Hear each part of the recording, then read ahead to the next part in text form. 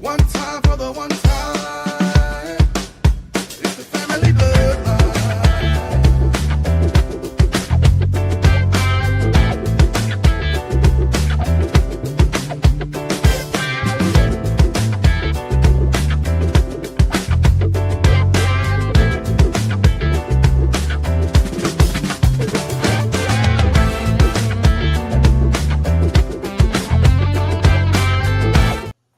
What's good people?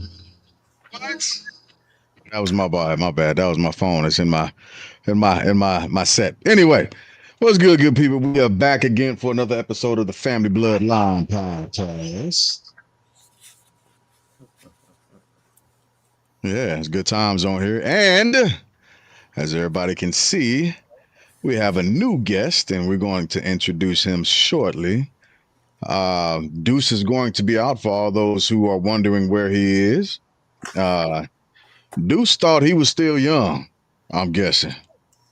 Or not so much young, but Deuce thought I'm gonna send him a text and let him know I'm finna talk bad about him. But Deuce thought he thought he could still do some younger man things and play ball the way he used to, and he went out there and probably blown his MCL out. So he sent us a picture. But you know what they say? Playing ball, chasing young women. Woo! You'll throw something out now. Hey, yeah, no, I'm not for it. I don't even play basketball no more. I think I've given that up. I think we'll see. Well, he was at some young gal's house. He turned them out. Oh, you think that's what happened? Yeah, I'm pretty sure. I think Jaquita put it on him. Oh, no, not a Jaquita. Oh yes, Jaquita. All right. I hope you're listening and know we're making fun of him. It's all love though. It's all love. So yeah. So as always, before we get too far started, I just want to check in and see how everyone's day and week has been so far. Starting with you, Reg, since you are the new guy on the block. Yeah. The day was interesting. We just had some tornado sirens about an hour or two ago, and that I'm in St. Louis, and we just experienced a tornado in the city, and actually not that far away from me. Took it a lot more seriously and more deliberately than previous times. So kind of just been in the basement all day. And fortunately have a nice setup down here, so it's definitely comfortable, but the day was more dedicated to just making sure that I'm doing the right thing and being safe. But the week is going by good. I really can't complain. Productive. The only thing that I wish I could do was be outside a little bit more. We had some hazy weather, I think, from the Canadian wildfires that was just disrupting the air quality. Yeah. But at the same time, and then it's been raining off and on. So I love to run. I love to be outside. So I'm hoping to get out there tomorrow and spend a couple hours on the trails. That's good. That's good. Yeah, St. Louis has been getting hit up. Like we had an actual tornadoes touch down not too long ago. Fortunately, y'all were okay. That remains a thing, right? Yeah, just hoping and praying that y'all don't get caught up in any bad weather that's happening. But tornadoes going through there right now is wild. I know on the west side of Missouri, they had a very similar thing yesterday. They were having tornado warnings and sirens going off and all that other craziness. Like, what is going on? Somebody messing with that weather machine or something somewhere, I guess. I don't know. So it is what it is. Rich, how have you been? Well, as the president of the largest public sector union in California, I've been tremendous. I did a couple of videos. People know that I will be shortly, and all this nonsense with the man called Gavin will come to an end. I will be able to solve it one day. And I was supposed to go to court. That got delayed again. But as I tell everyone, I am the president of Local 1000. If you think I am defaming the union, I'm defaming this organization, please sue me. Take me back to court, or take me to court and we can talk about it. Oh man. Yeah, I want you to. And I'm this an is all. outspoken black man. You I'm want out all the of smoke. control. Out of control. I don't place. And so they should be suing me for defamation for claiming that I'm still the Local 1000 president. They should be suing me. I don't understand why they won't take my.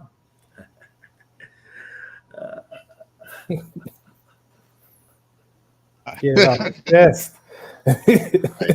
Right. I hope Right. they're watching this. I really hope they're watching these family podcasts, the Family Bloodline. I hope they're watching it. I hope they record it. And I hope they take me to court and hold me responsible for saying I am the president of Local 1000. And I'm not backing up for no one. Yeah, take me to court. They're already trying to put another lien on my home. Go ahead. Go ahead. Another. And this ain't no pseudo.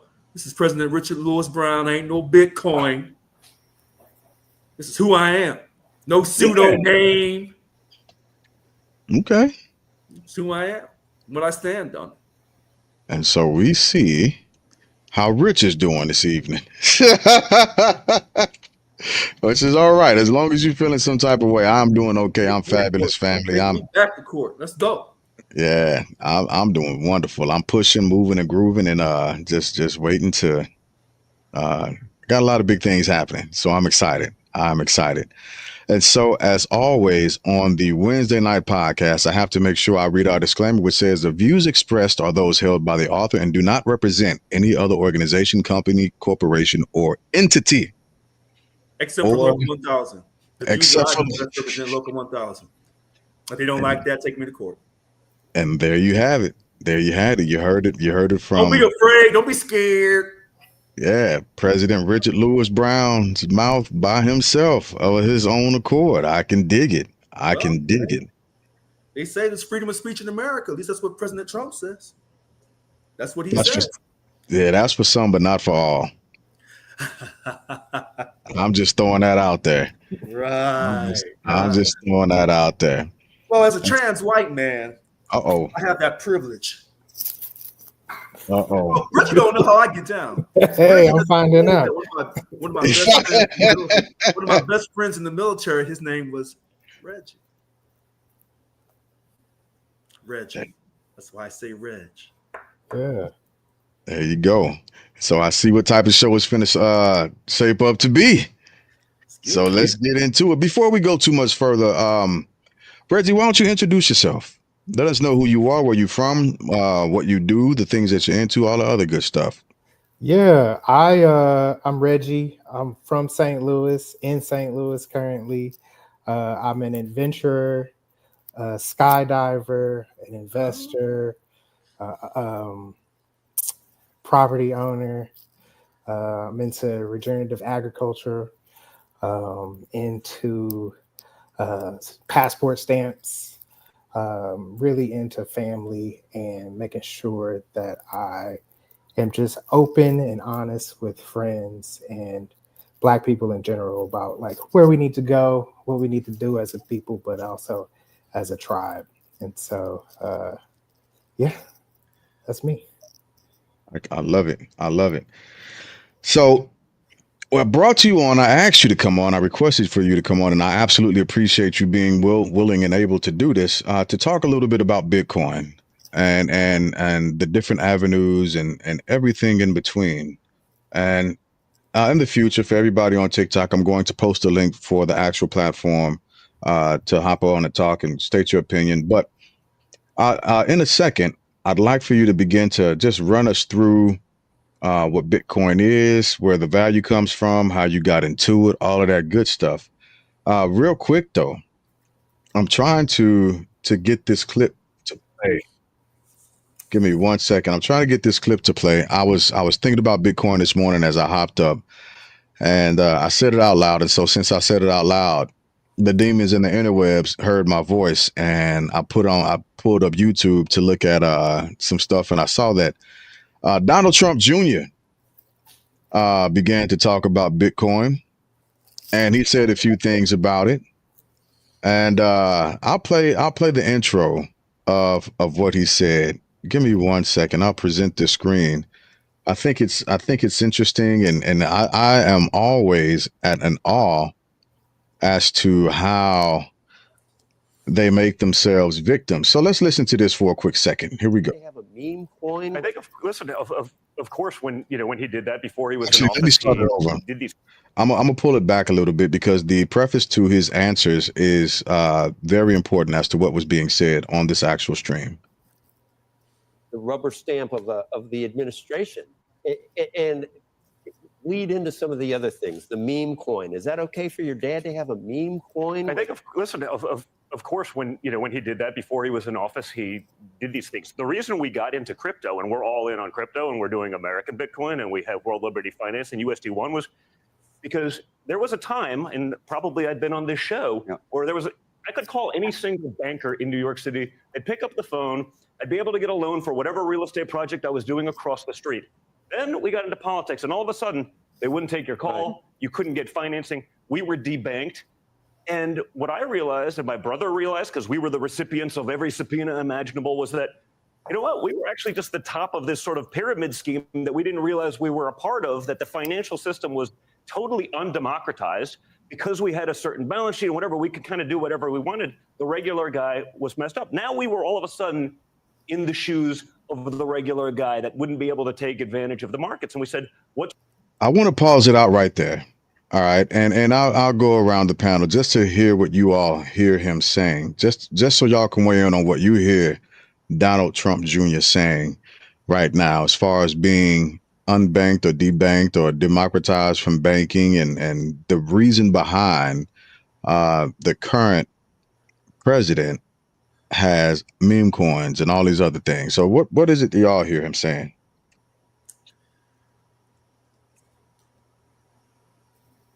Go ahead, Rich. I see you on. No, I know why we had that noise. Sorry. So he's not totally lying. Not totally. President Trump couldn't get loans years ago.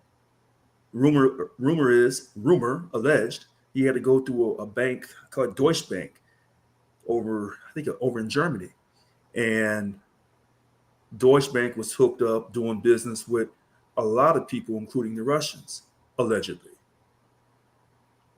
So it's not far-fetched to believe that they could always go out and get loans.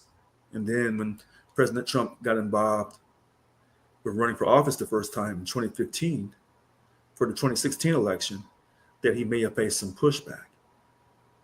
But is he telling the entire truth? Nah, not the whole truth, but yeah, people get debanked for various reasons, but that makes you wonder what the exact reason for their family getting debanked. And it seems like they do a good job of not expressing the total view all the time. And so I'd be curious to see why that reason is. But at the same time, it does speak to one of the future problems that a lot of people might have, which is like centralized banking and a centralized fiat currency. And that's what crypto and Bitcoin is trying to make more public. And so that's his justification of his father getting into meme coins, because it's decentralized, and thus doesn't have the same type of infractions, but also doesn't have the same type of insurances that a centralized currency could have. So is it ethical to do that as the president and as the family members of the president of the United States? I think we have some stuff on the books that would suggest that it's not. But at the same time, he's testing these laws and these statutes all the time. It's so funny that you said, it's funny that you said fiat and decentralized. It's funny because I remember having a conversation with someone months ago, maybe until last year, about the Federal Reserve System. And I was laughed and criticized and demonized and ridiculed, ostracized. That person's not here tonight. Another educated black man has come on the family bloodline. First, it was Mr. Lynn Medeiros. Now it's Mr. Reggie, the skydiver. So it's funny. I think Bitcoin, I have mixed views because it doesn't go by the central bank. I love that. But if you're doing something illegal and you get to hide that money, I'd run the Bitcoin. That's what I would do. So it has some good things and it has some bad things. All right. Or you could use cash. You could still use actual cash for legal and illegal things. Right, but if I wanted to get involved in Bitcoin and buy some Bitcoin with some money I took from this liquor store robbery, hypothetically, I could take the money from the liquor store and then run and buy me some Bitcoin. And then Reggie comes and buys my Bitcoin. And then I go and get Reggie's clean money, dreadlock Rasta money. And now I'm clean after robbing the liquor store. That's what it sounds like to me. So let's listen. Yeah. So let's listen in as just a little bit more. I'm not going to play too much more of this because it was hard for me to stomach this morning, that early in the morning, listening to this foolishness. But just for a little while longer, I want to hear the victimhood that's being portrayed. Like this, I've never heard millionaires and billionaires be as big of victims as Elon Musk, the terrorist, or Donald Trump Jr. and his brother. I'm every single chance these jokers get they are always a victim of something.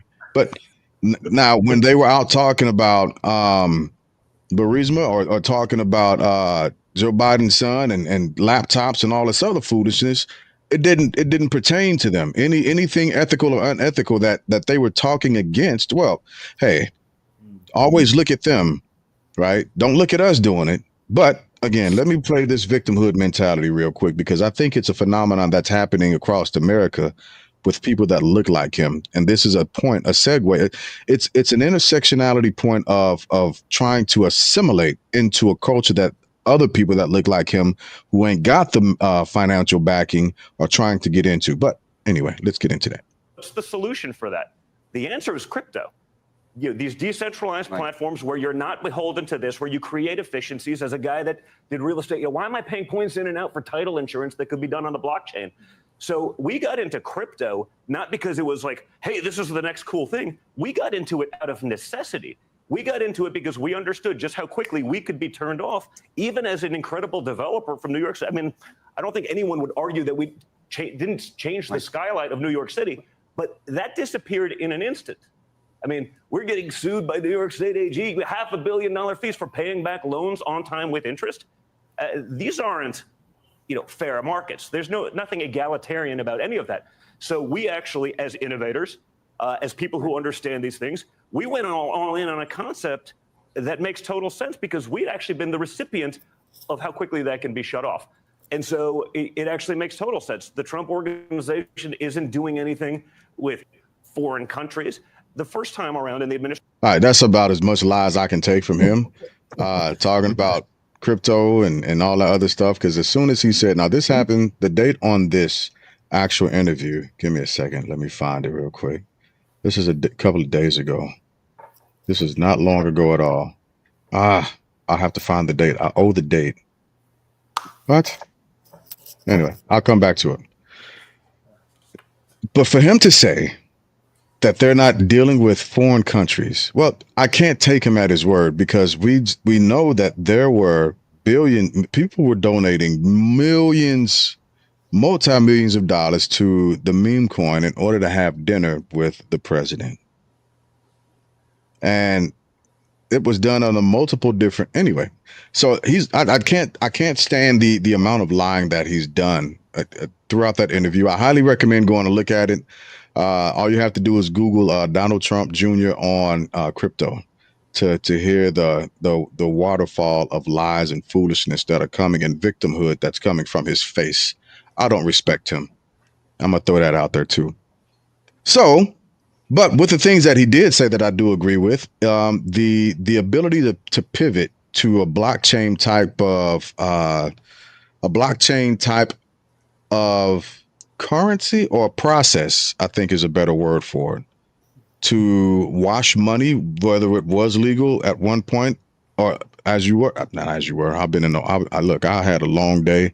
I've been teaching students and I've been using military jargon all day.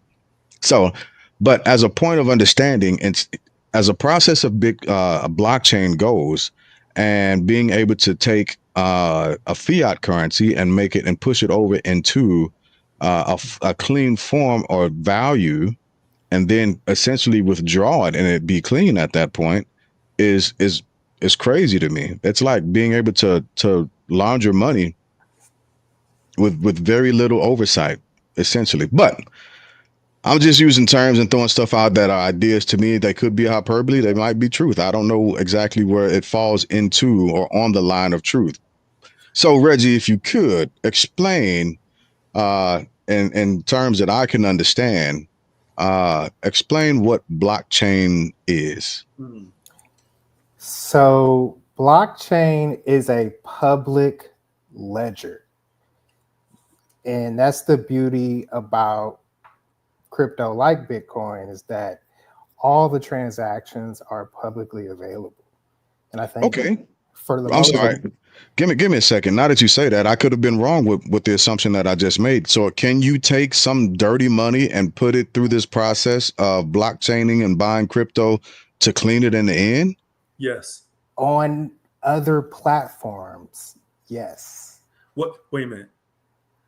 So you're saying on the American Bitcoin platform, you can't take dirty money and put it on it? You sure?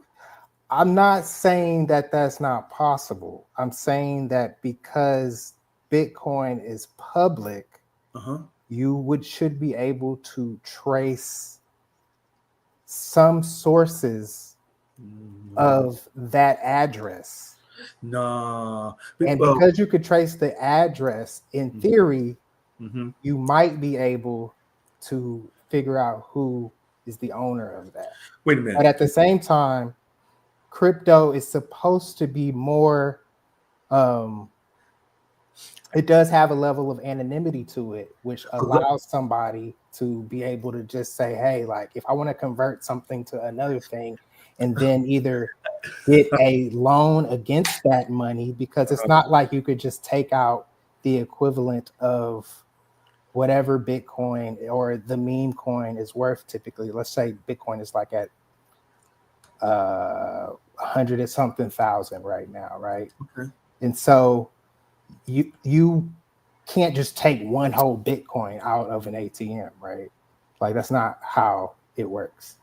So in order to finance whatever that activity that you might want to finance, you would either most people would have to go through a centralized network like Coinbase or some other platform, which is a custodial account, which allows you to withdraw money through a centralized banking system. Hold on a second. See, this is some garbage. Now I'm gonna tell you why. No, not that you're not an expert. You know what you're doing. You made the money. We haven't. First, let me ask you this question, because I gotta ask you this. Bitcoin, a free market ideology. Bitcoin was invented in 2008 when an unknown entity published a white paper under the pseudonym Tyrone LaCroix Jenkins. Can you explain that to me? Explain what exactly? Based on a free market ideology, Bitcoin was invented in 2008 when an unknown entity published a white paper under the pseudonym of Tyrone LaCroix Jenkins. Yeah, nobody really knows who.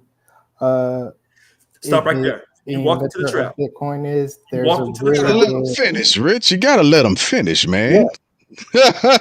You gotta let them get it out.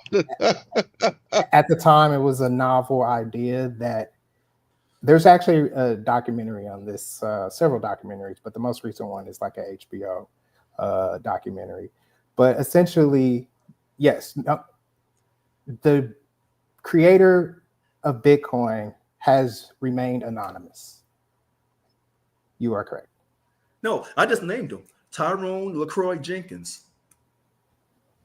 That's the name that that person is going by. Yeah. Nope. See, I just walked into this because I got this off the internet. The What? pseudonym was Satoshi Nakamoto, some cat in Japan, I guess.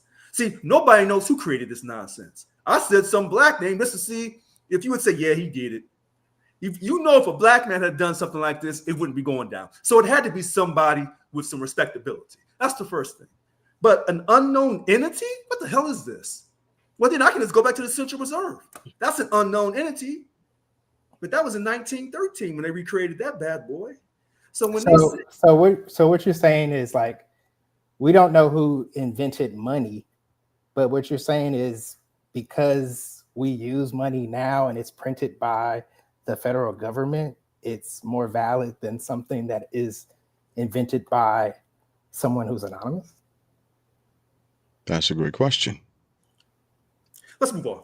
No, no, you got to answer that. That's a great point. And I guess Yeah. what I'm trying to say is they're trying to convince you to do something in this Bitcoin that's kind of mysterious.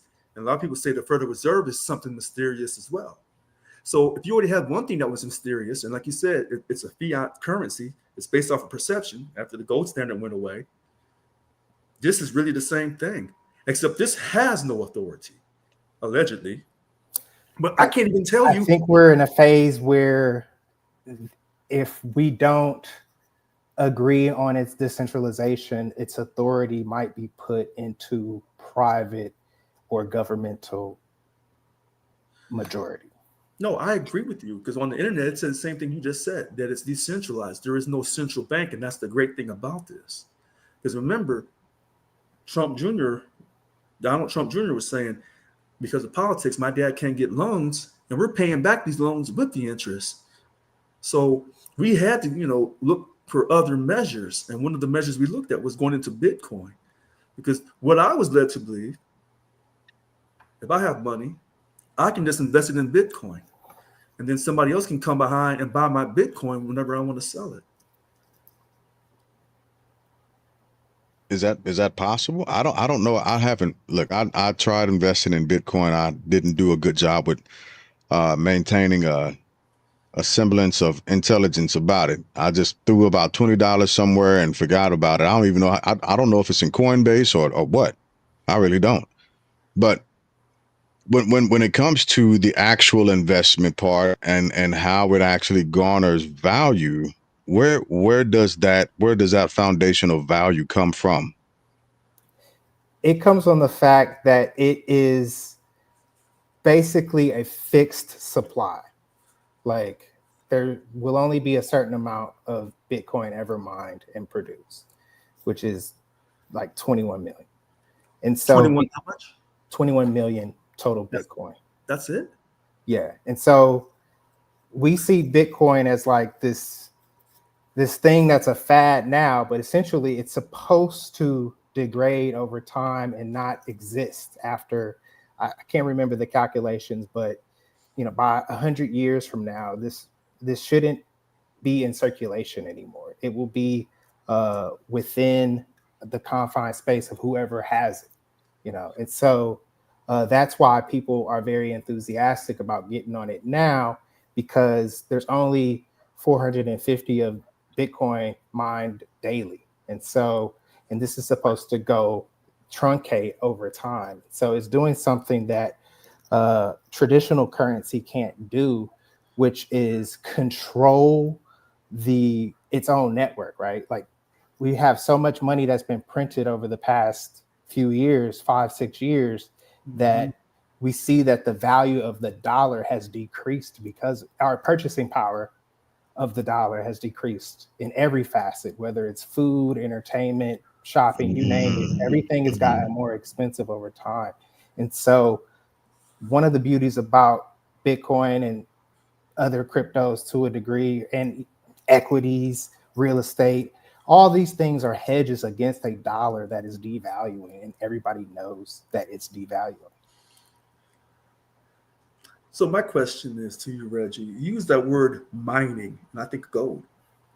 So when you said a few minutes ago that you're only going to have $21 million worth of Bitcoin. That's the most you can ever have. There's only 21 million Bitcoin.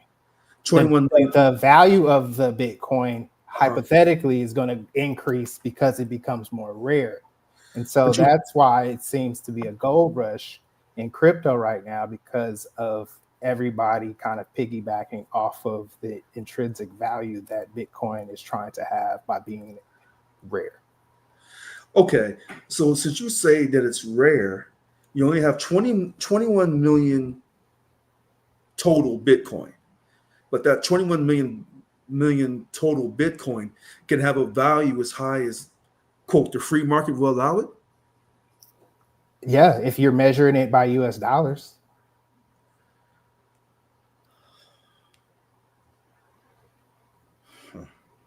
Is that making sense to you?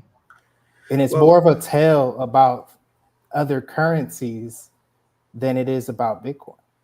Because why has Bitcoin risen every year dramatically for the past decade?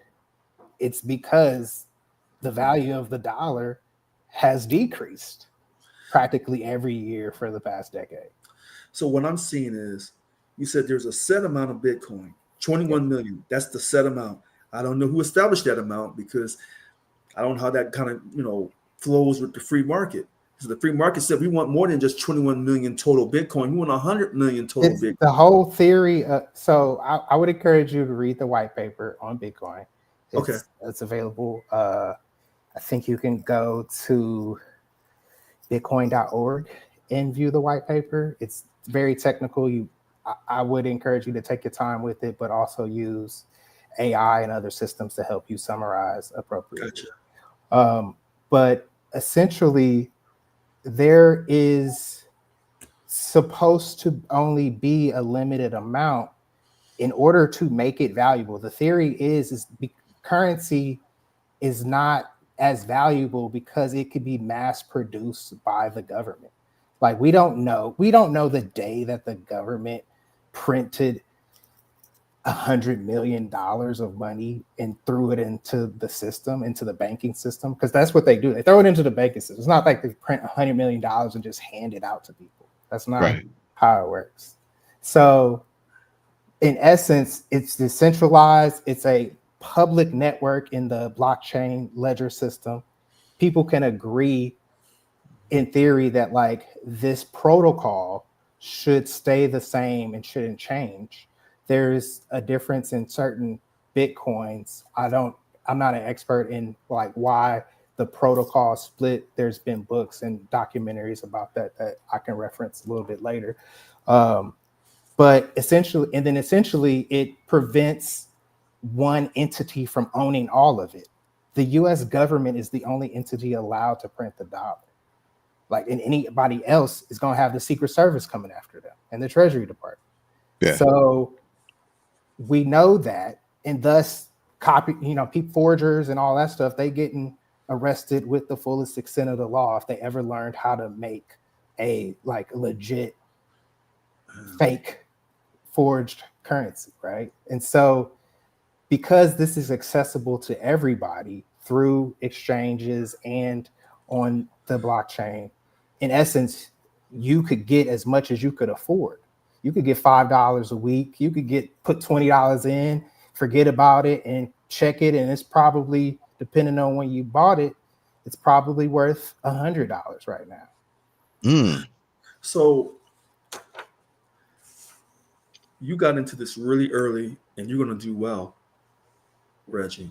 That's typically the name of the game when it comes to investments is try to be. No. You're going to do well in it in the beginning and stay in it.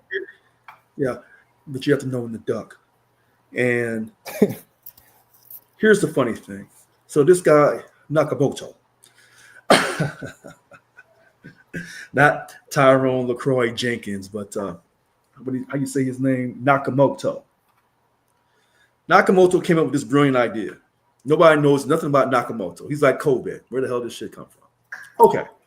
And we see here. That was a stretch, but all right. We know that he at least has some computer science engineering Oh, I didn't say he wasn't brilliant. background. He or she, we don't know. Yeah. I'm not saying that. But here's the rest of the story with this guy. He started the blockchain that you were talking about. And then he mined about, this is off the internet, he mined about 1 million Bitcoins before disappearing in 2010. See, it's that kind of stuff that I know this ain't on the up and up. Nobody ever knew who he was. So how do you know if he disappeared or not? Thank you. Thank you. Damn valid question. So the first thing is, who the hell is this guy? I can't put my hands on. At least with the Federal Reserve in 1913, I can tell you President Wilson signed it. They rushed it through Congress, I think December 22nd or December 23rd. That's part of documented history. And we can see who signed for the Federal Reserve to be established, a central bank to be reestablished after the last one didn't get its charter renewed. So we can see that. So that's no conspiracy. That's the absolute truth. Sure. So I mean, are you? Why go ahead. are the origins of it so, and the creator of it, so important to you? Because it's your foundation.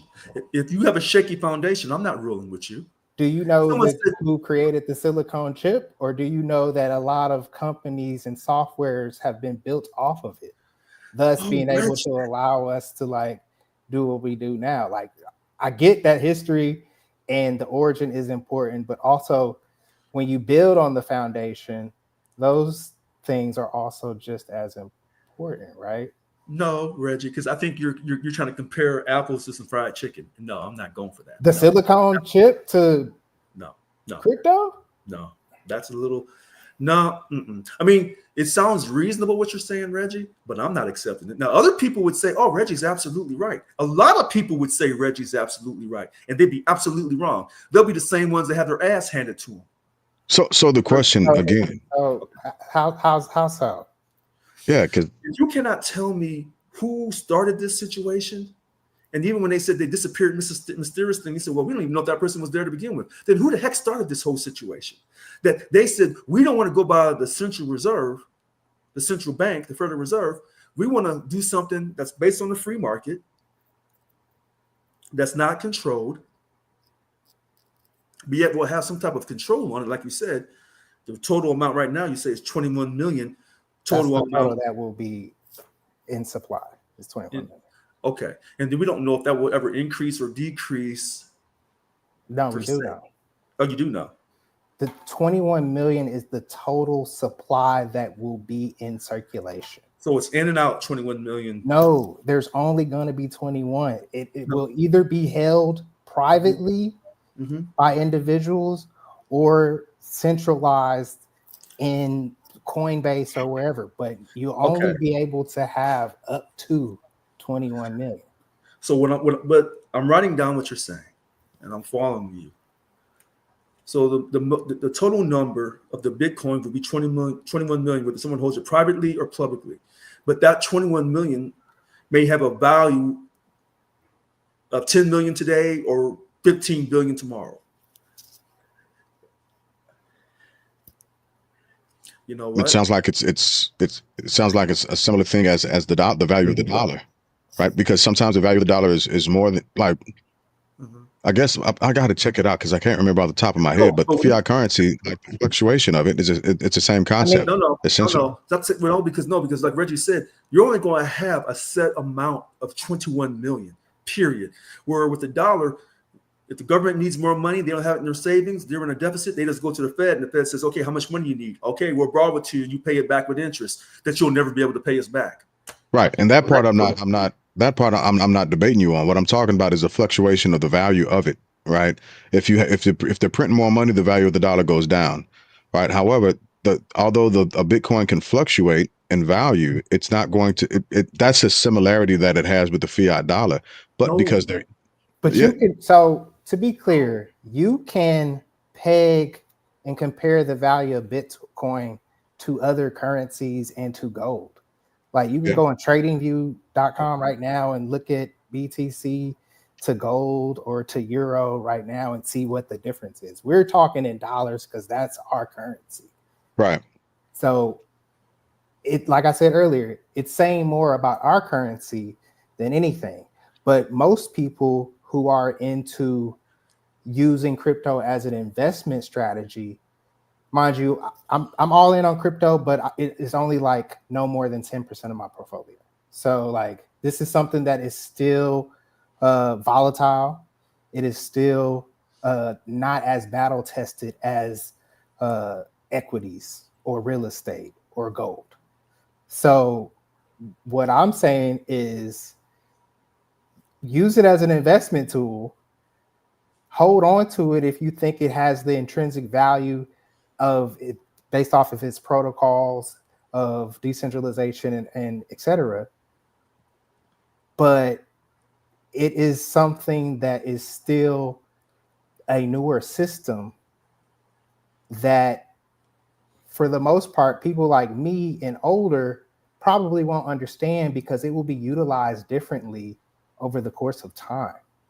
Yeah. It's just how the internet has been utilized differently, just how, various things we just don't get outdated and we just don't use them anymore. Money itself, like nobody does checks anymore. Nobody does. I mean, we might still do money orders. We might still do a check if you tithing or something like that. But like people aren't writing checks as much as they used to. People aren't even using cash as much as they used to. They're using Visa and MasterCard, Discover, American Express. So these transitions happen with or without us.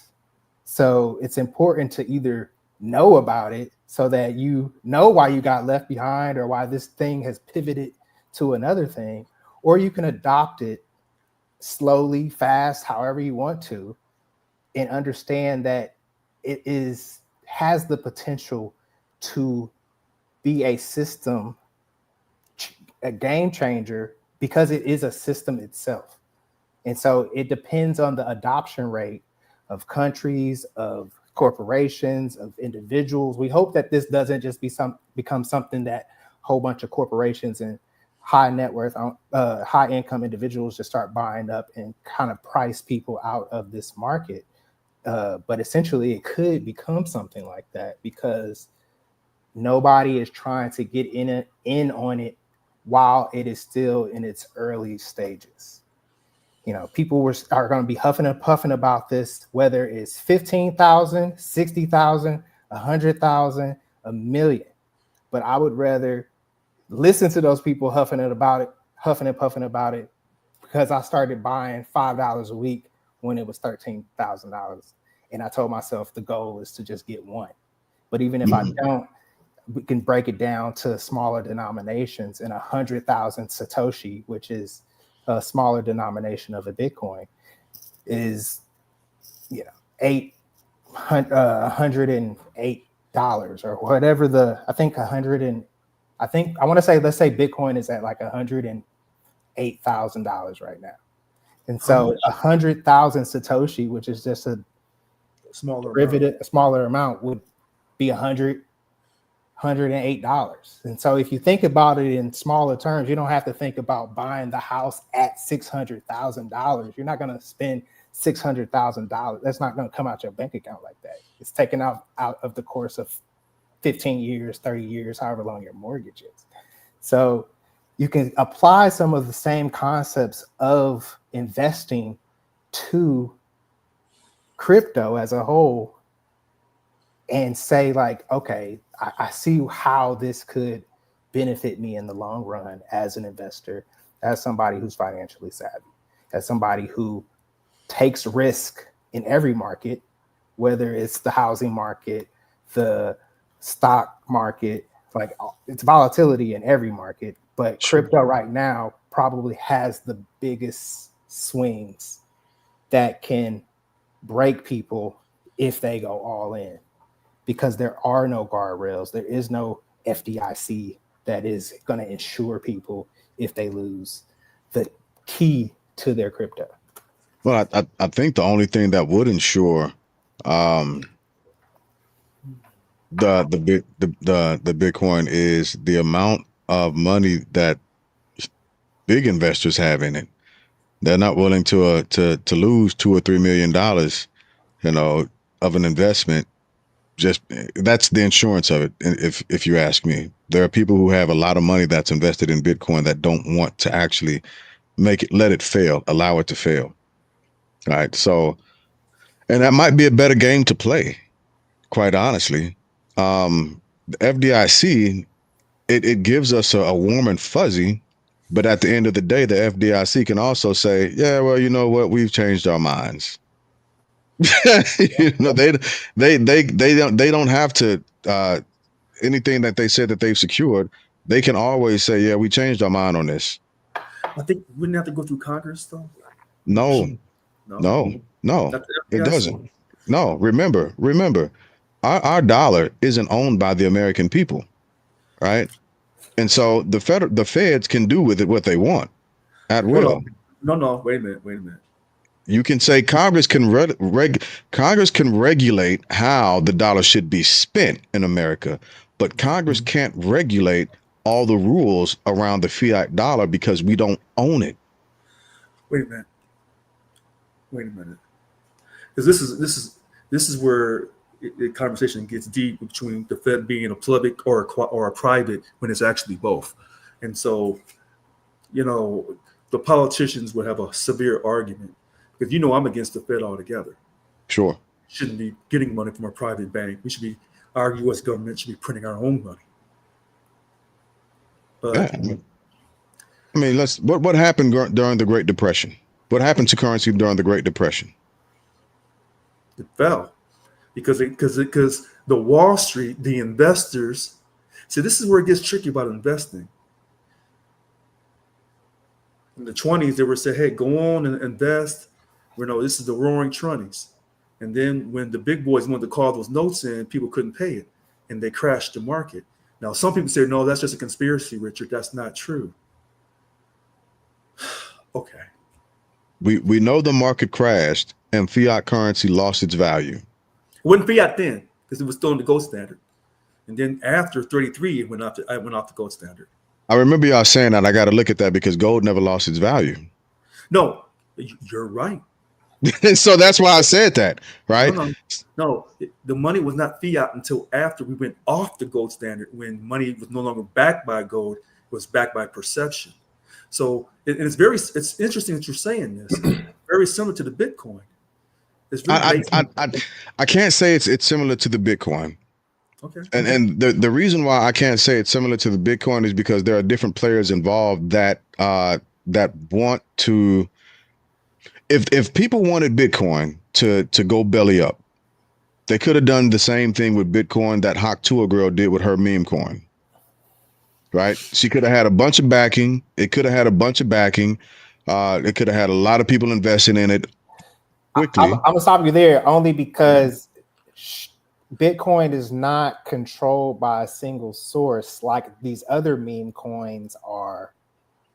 And so that is the ethics of crypto right now, is like, if it's centralized, who controls it? If I create something and I say that the starting price of this is 15 cents, but I get through affiliate marketing and all other types of Jedi mind tricks, I convince people that it then is worth $3, but I hold 98% of the supply of it, then in essence, like, I've become, rich off of this thing that actually has no value. It's just a digital sticker.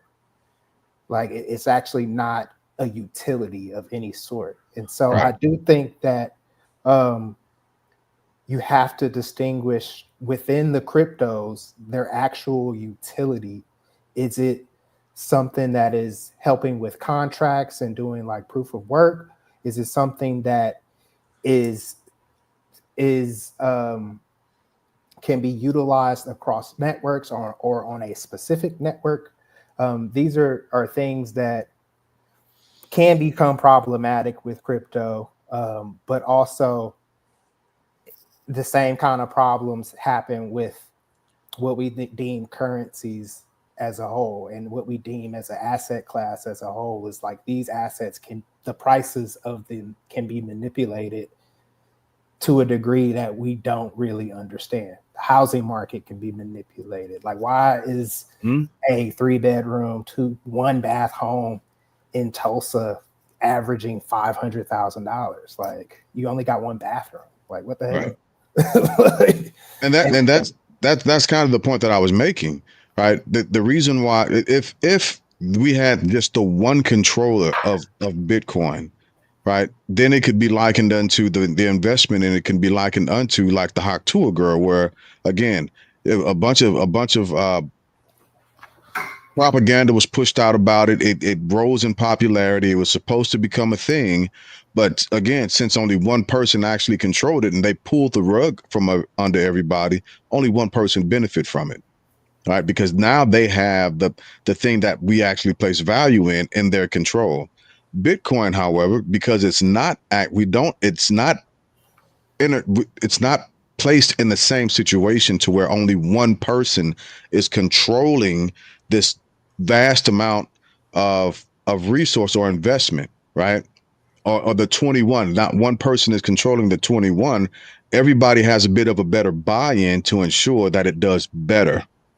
So that's the reason why I think it's different. It's a different type of investment than other forms of currency. Of digital currency. But even not just digital currency, even when it comes to the dollar. Okay. I disagree.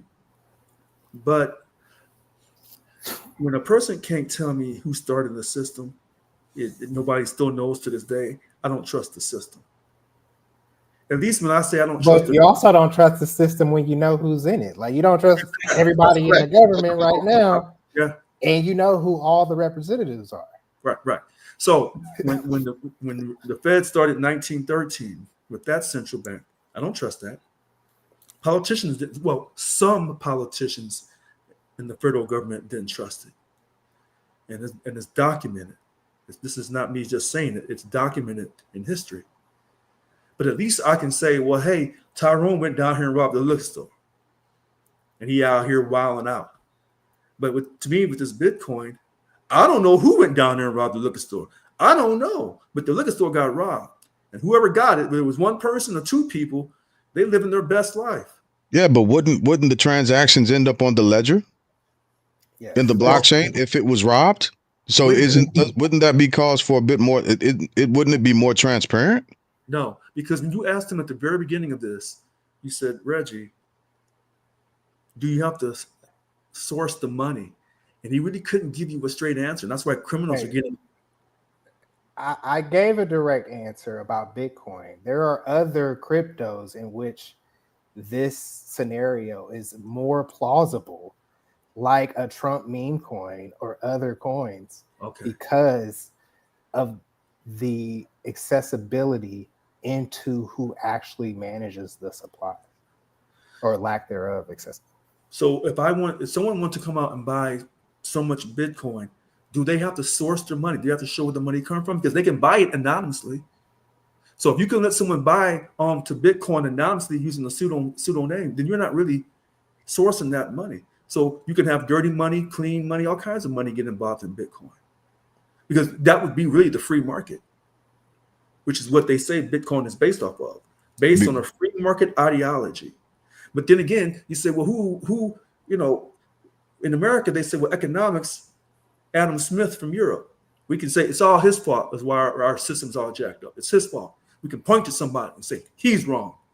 But with Bitcoin, I can't even tell you who started this bad. You would still have to go through the court system to find out who that or the legal system to find out about this money involved in a crime anyway, in your scenario. But Bitcoin is not under, from what I read. So if you commit a crime and nobody knew you committed that crime, they wouldn't know your name in the first place. So whether that was a cash-based crime, like I literally just robbed a store and ran out with the money, they didn't know it was me. How would they know I took the money? Is Bitcoin you have to go through you would have to go through the banking system. And if you saw that I just magically deposited $50,000 into my account, but you look back on my W-2 records and you see that I only made $80,000 in a year, you would ask yourself, if you were investigating that and getting flagged by the bank and the bank flagging, the the Alphabet Boys or something like that, that's when this whole scenario that you're talking about actually Is plays Bitcoin out. regulated by the United States federal government? It's either yes or no. No, Okay, it did not. Then Be- if be- it's not regulated, it you is. can do what you want to It do. is the exchanges that have custodial custody Okay. of Bitcoin are now beginning to get under regulation, but this is something that our government is behind on and is Yeah. just now Have they starting. passed laws to regulate those exchanges yet? I can't say yes or no. I know the SEC definitely had some things against the exchanges, and all of these lawsuits have been dismissed recently. But I can't say yes to that. I would assume that no, there are no, outside of maybe some security exchange laws and regulations, there are probably nothing more than that. But you just said that even Hold on, Rich. Hold on. Let me read this. Let me read this question from the viewer because it's about liquidity, right? Can an investor who has Bitcoin cash out right now? So if I have 100 shares in Bitcoin, can I sell and make a profit? You could. You would have to go. Most likely to do that, you would go through like a custodial exchange, like a Coinbase or Kraken or something like that. So it's possible. But you also, I'm gonna leave it at that. I don't want to get myself into too deep of a rabbit hole.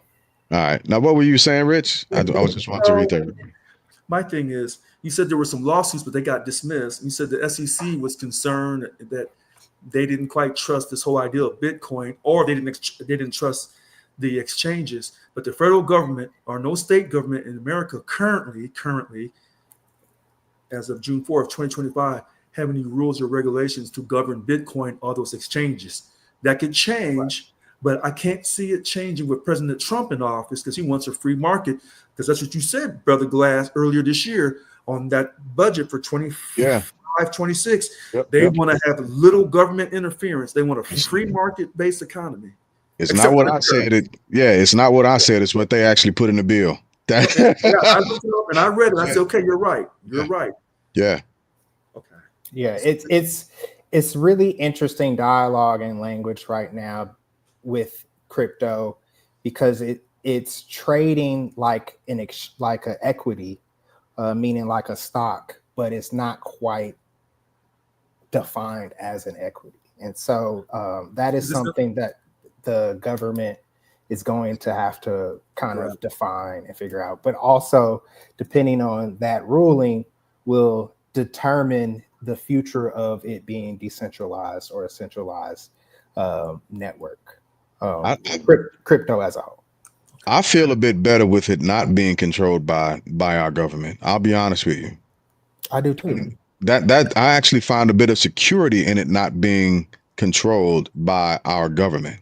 That's the honest truth about it. That's why I want to start actually looking into it a little bit more, because if looking at the dollar and how it's controlled and understanding a little bit about the stock market, I know one thing I know for sure, right, is at any given moment, if one of these countries that hold a lot of our debt cash it in, I'm out. I'm out of funds. Anything that I would have invested is done. The value of my investment decreases as our debt is sold. Again, this is where it gets interesting. Your money is not backed by gold, so it's all backed on perception. So as long as you can print money, as long as the U.S. government can go to the Fed and say, "Hey, send me a couple $100 billion to go over to help Iraq or some foreign country, or to help maybe help Americans," They ain't gonna do that.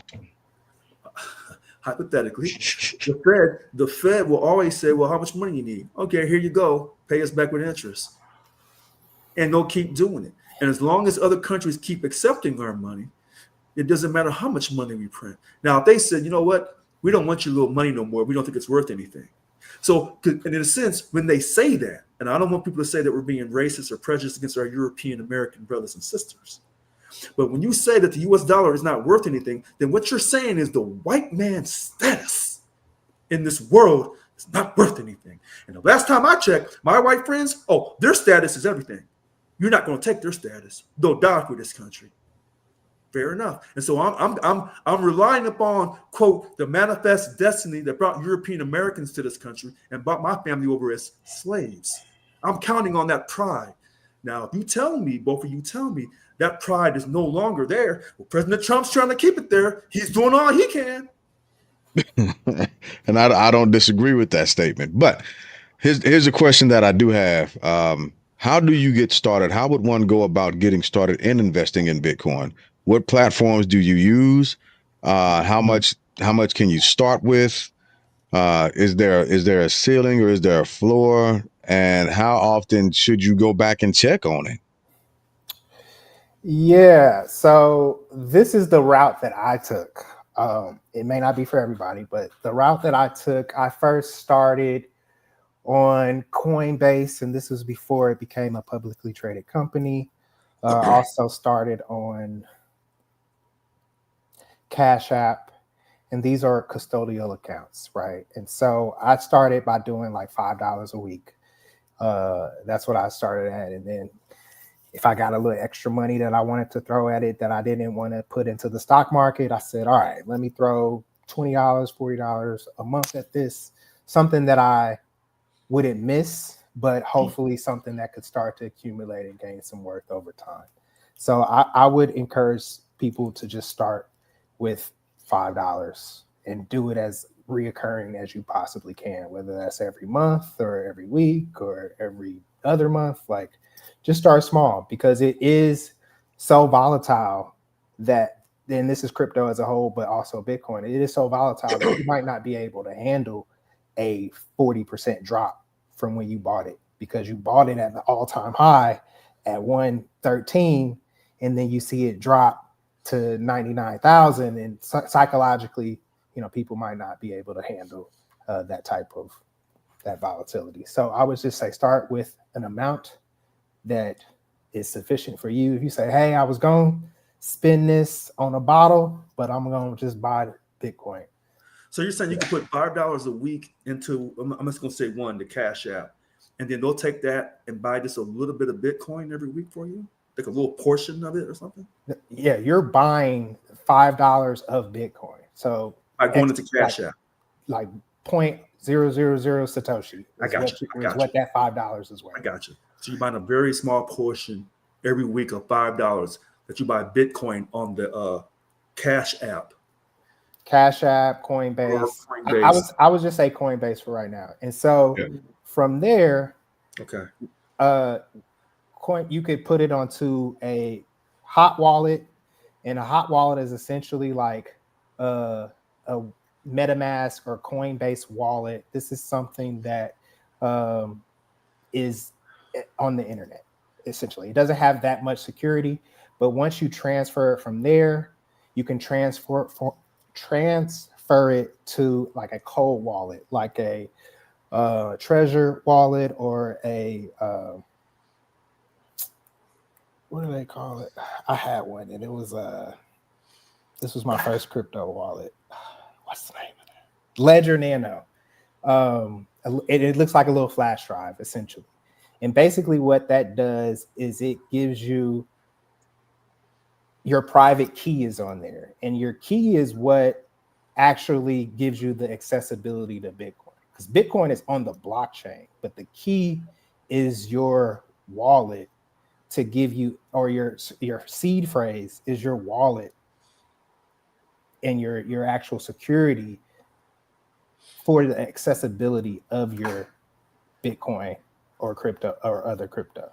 And so I would also encourage you to look online, get a Ledger Nano X or a Treasure, TREZOR. Look at like those kind of cold wallets. And so wait, you need a wallet. So you have the Coinbase for $5 a week that buys a little portion of the Bitcoin, but then you need a wallet to access the Bitcoin. Because there's like, there's essentially these exchanges are just custodial. Like you don't actually own it until you have the keys. So there's like a phrase, Wait, is the wallet with the key? Does the wallet have the key? Yeah, it'll have like a seed phrase or a long key, like a long 25 character key. Like, don't publish this key or seed phrase anywhere. Don't take a picture of it. This is something that you got to have written down in a safe. Like, this is the bullet to the gun. Like, and this key, this is something that is with the wallet. Yes, you will have accessibility to the key, but the crypto itself is on the blockchain. It's a long code on the blockchain. So is the blockchain and the wallet together, or are they separate entities? They are separate entities. So the first entity, I think I'm talking to an alien. The first entity is the Coinbase, and then the next entity is the blockchain. So the blockchain is the network. Coinbase is the exchange. Coinbase is the Robinhood. It is the exchange in which you buy and sell the security, right? Like think just in simpler terms, like think of stocks, think of crypto as an equity, like a stock. I gotcha. The company issues the actual stock, right? Like Microsoft issues the stock. Okay. But they issue it on the exchange. So the exchange is how you buy stocks. Same as Coinbase. You're right. But you wouldn't give anybody access to your password on that exchange, right? That's why you have to have the wallet. That's what the key is on to the your wallet, right? But the wallet is to make sure that you have control over your key, and in essence, that Bitcoin. So I guess what I'm saying is, first is Coinbase, then the blockchain, and then you got to have the wallet with the key. So I'm looking at three separate entities. First, the Coinbase, $5 a week to get the Bitcoin. But then you say I have to go to that blockchain, which is the network. That's a second. No. Just the blockchain comes first. Oh, the blockchain comes first. The blockchain is already the network in which Bitcoin is mined under. Okay. So the first thing you did when you bought your first Bitcoin, did you go to the blockchain or did you go to Coinbase? I went to Coinbase. I felt like, for me personally, I needed a centralized network to buy this off of, and it felt comfortable for me to do it on Coinbase because I already knew people on using Coinbase. So you didn't use blockchain? I didn't go through like bitcoin.org or where it is actually more of a network. So is Coinbase a network? It is an exchange. So, and I'm saying go to the exchange because most people don't start off with a wallet. Like, you don't just buy a wallet and then be like, yeah, I'm going to buy Bitcoin and put it on the wallet. Like, you could do that. You could go to MetaMask, you can go to Coinbase wallet and just directly have it there. But for most people, they want a middleman. And this is the weird thing about crypto because it cuts out the middleman. But most people still want a middleman to help them through a transaction. And Coinbase is that middleman. So for the people who are listening, I'm trying to run straight down the line.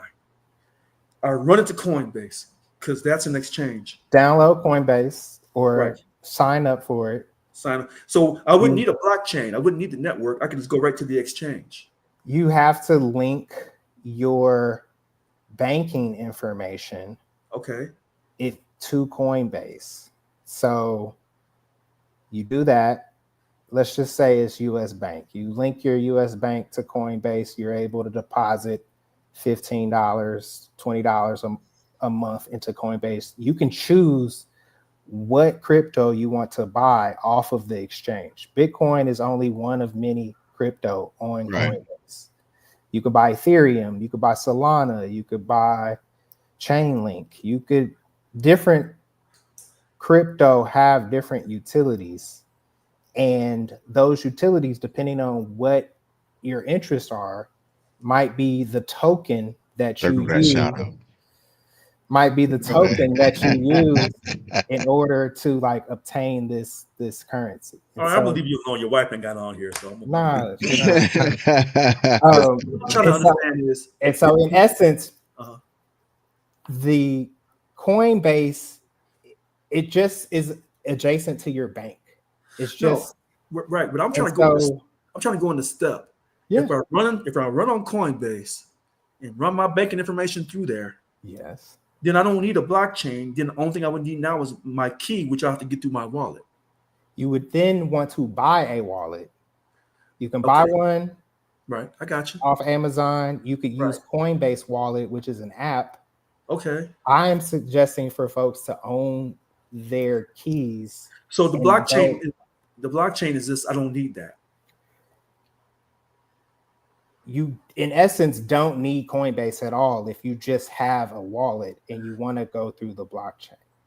Correct. But most people, to start off, Right. would So use a custodial account. You don't use the Coinbase and the blockchain.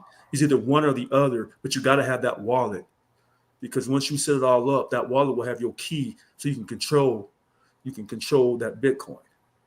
That's what I'm trying to say. So it's either one or the other, either Coinbase or blockchain. Coinbase or the wallet. Or Coinbase or the wallet. Yeah. I think it'd be easier. right? But it's essentially like two transfers that you could do, because it does make sense Uh-huh. in my mind to let Coinbase hold certain tokens and cryptos. Like I don't really care, because this is another thing, but like you can actually gain an interest off of certain cryptocurrencies by yield farming, which is something you basically are lending and loaning your crypto out to other people. And so it's earning an interest if it stays on the exchange. Certain cryptos like Solana and Ethereum and a couple others offer this interest. And so the incentive for the exchanges like Coinbase are to keep people, have them store their tokens on the exchange, and they gain an interest while having it in there. Similar to banks, how you have a high yield savings account, it'll give you a 5% interest rate. Like that's why you have it in there, because your money is making money for you. And so a lot of people, it's easier to just keep it on there for a time being while it's gaining interest. These are some, not all crypto.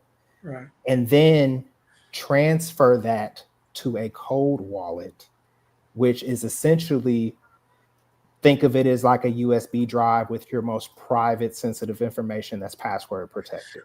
So what I'm trying to narrow this down to make it simple.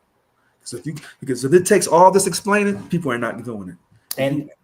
But it takes the same explaining as selling, trading stocks, as doing real estate. Like this is something that you have to invest time, research, and energy. Right, but people, no, that's not how the sell game works. When you're on TV, you got to sell that thing in 15 to 20 seconds. You can't sell it that fast because you've lost people's attention, especially younger people. So when I'm simply, it ain't for everybody, and that's what some people are banking on. So all I'm trying to figure out is, what's the first thing? What's the first step? Coinbase. What's the second step? Wallet. Okay, I'm good. That's quick. But if you say, well, you can do Coinbase or you can do blockchain, well, which one do I need to do? I didn't say that. You said that. Right. I've been very specific. Go to Coinbase, put $5 in. No, I wrote it down. At $5, buy per whatever week. crypto you want. Per week. Yeah. When you feel comfortable taking that off of Coinbase and put it in the power back into your own hands, buy a cold wallet, transfer that. But you have to have the wallet regardless, right? No, you don't. If you don't mind it being in a custodial account, you don't. If you don't mind your stocks being on Robinhood versus some other platform, you could just keep it on there. Like that's what they're there for. It depends on your level of security with other people having access to your information, and that be meaning if you got sued and like all your assets got compiled and they saw that you had X amount of money in Coinbase, then they could come for that. So that's what or even if the flip side happened, if Coinbase runs out of money, similar to how FTX with Sam Bankman-Fried, all that stuff happened. Like if they go under, the creditors are going to get paid first. So it's safer at the end of the day, at some point, whenever you decide, it is just safer to have the money and the crypto on you versus in the system itself. So that's why you said initially the Coinbase, which is the exchange, that's the one you went through. Mm-hmm. You went $5 a week, $20 a month. And that Coinbase has its own internal wallet. But you're saying don't go with the internal wallet, go with an outside wallet. You have complete control because you have just the key yourself. Nobody else can have access to it. Correct. And that's what, okay. So you see, I see. So you see how I'm just, because I know how people think.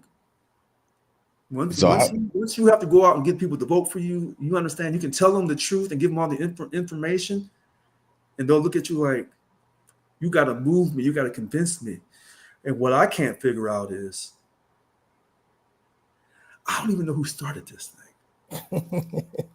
And that puts me. Oh, wait, hold on, Reggie.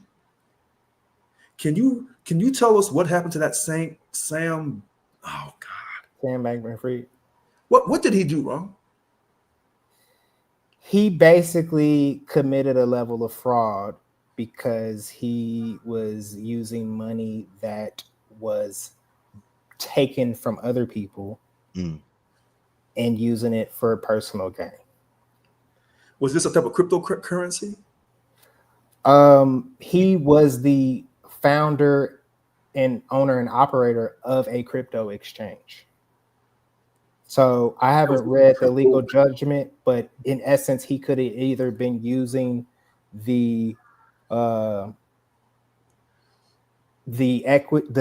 tokens as collateral, or he could have been using the token itself because they did have their own token that they managed. So I'm not exactly sure why, but it was more of a securities exchange. It was like a SEC essentially. But it was a digital currency, though, correct?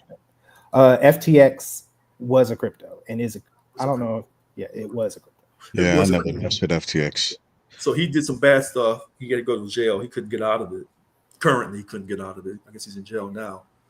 But that's just one isolated case regarding corruption in cryptocurrency. I mean, the guy from Binance, he was in jail. I think he just got out. And so, yes, Binance is another exchange. And that's why I'm telling people, BNB is the token. So two that's people what I'm going saying. to jail for this? Yeah. And so, at least. And so there is a problem Okay. that could be brewing with these centralized exchanges, and hence why in theory and in reasoning, crypto should stay decentralized so that you don't have this mass manipulation of these tokens and these cryptos. Some of them are legit just Ponzi schemes and people don't realize it until the rug sweep.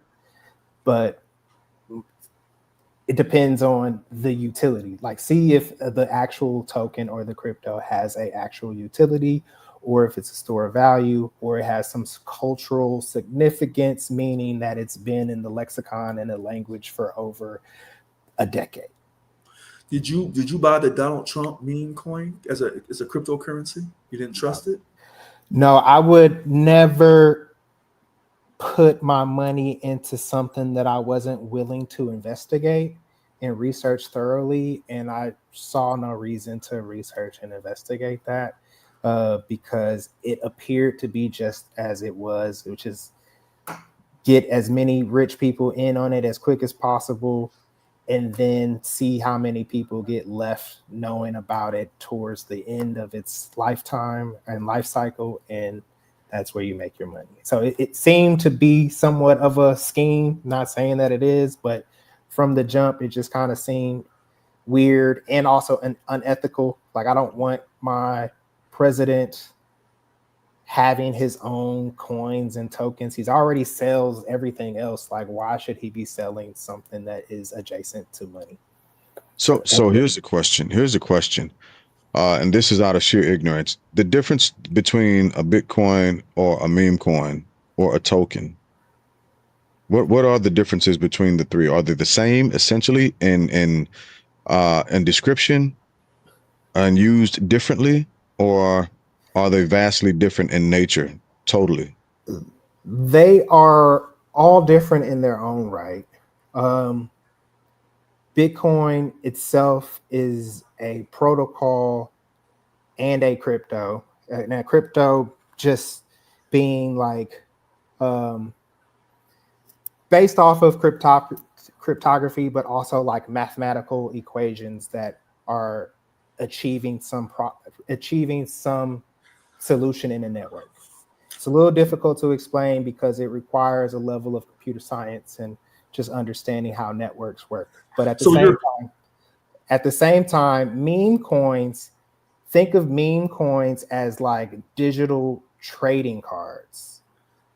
These can be something that I issue as a gift or as something that has value, but typically should be associated with some type of commodity, some type of service, some type of exchange of goods, right? And it's typically not. And that's why a lot of people are against crypto as a whole, because they see that anybody can create a meme coin on a blockchain network that is not Bitcoin, but can be like the Ethereum network and all some of these other networks that we haven't even gotten into.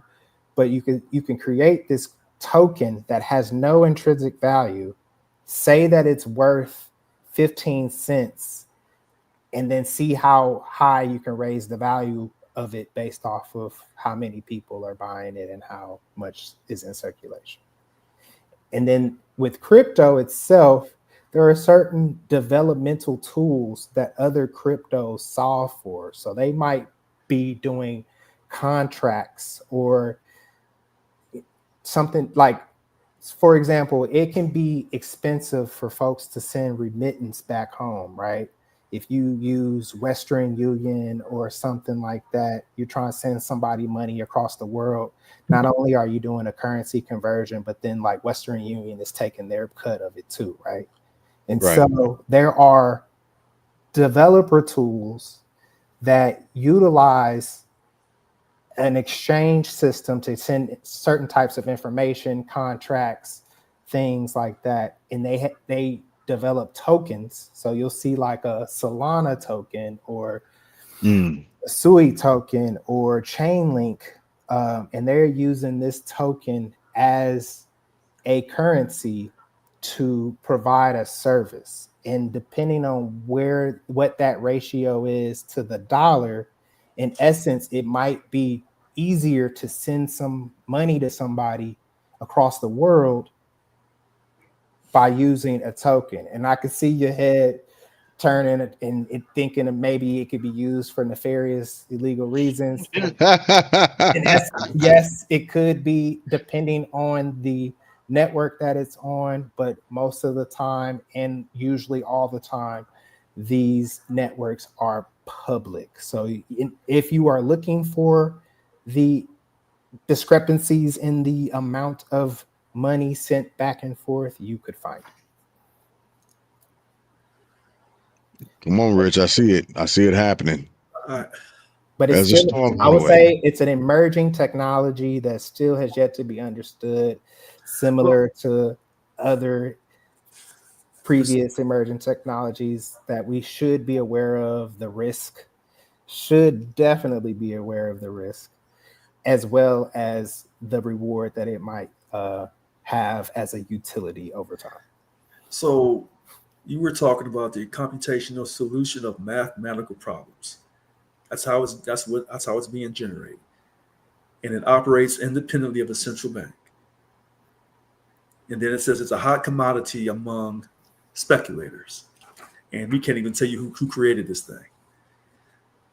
Okay, that's fine. I know you're right in your argument. Would you rather it be backed by the military?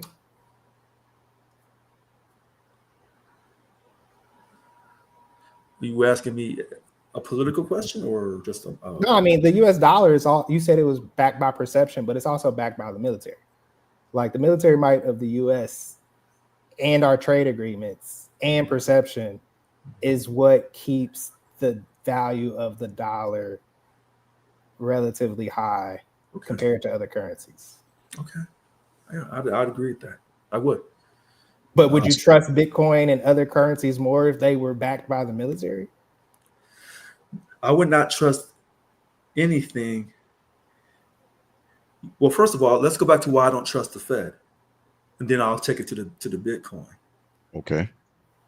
I don't trust the Fed because you got the power of the ability to print money. Who controls how much money is printed by a private group of bankers, not by the American people.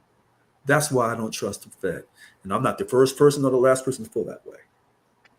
So when they say we can print this much money and send over to Iraq to help build Iraq, when you say you can't give universal health care to take care of our citizens here, no, I got a problem with that.